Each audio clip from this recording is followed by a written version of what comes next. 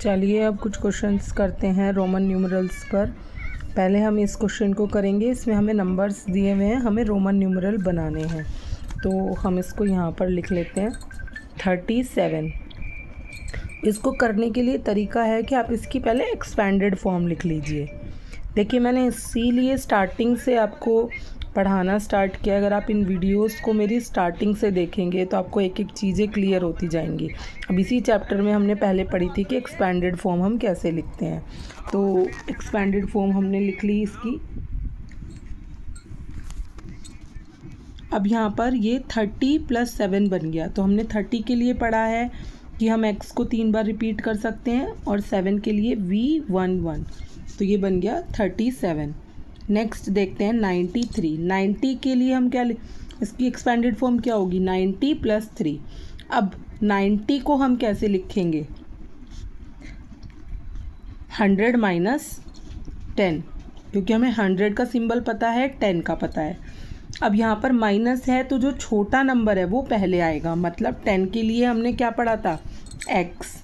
तो ये x पहले आएगा। 100 के लिए c। तो ये बन गया 90। समझ में आया?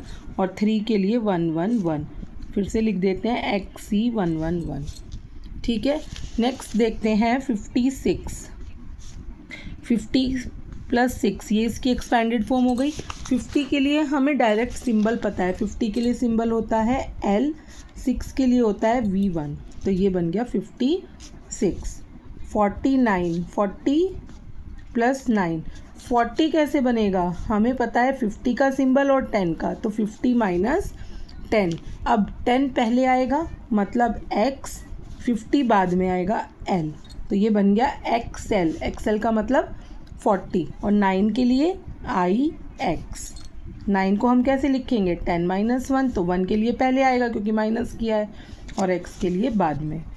इसके बाद है हमारा 68। 68 को हम x की एक्सपेंडेड फॉर्म कैसे लिखेंगे? 60 + 8। अब 60 को फर्दर हम कैसे लिख सकते हैं? 50 + 10।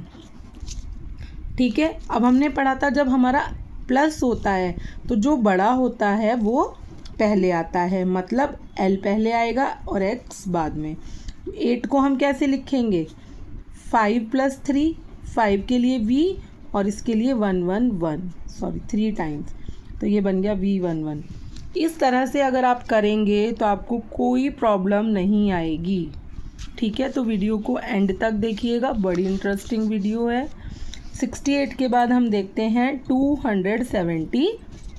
276 के लिए 200 + 70 + 6।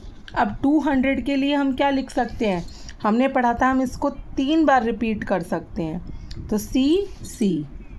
ये बन गया 100 + 100। तो 100 + 100 मतलब CC।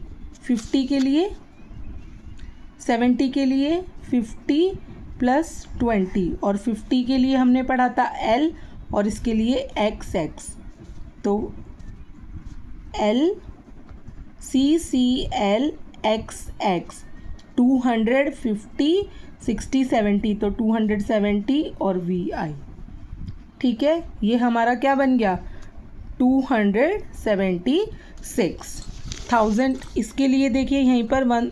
इसके लिए कैसे लिखेंगे? 1035 के लिए 1000 + 30 + 5। तो 1000 के लिए हमने सीधा सीधा पढ़ रखा है M। 30 के लिए XXX, 5 के लिए V। 1035।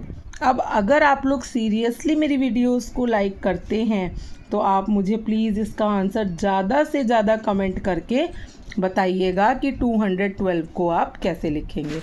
नेक्स्ट वीडियो में हम ये क्वेश्चंस करेंगे और कुछ एडिशन सब्ट्रैक्शन के क्वेश्चन करेंगे। Till then bye bye.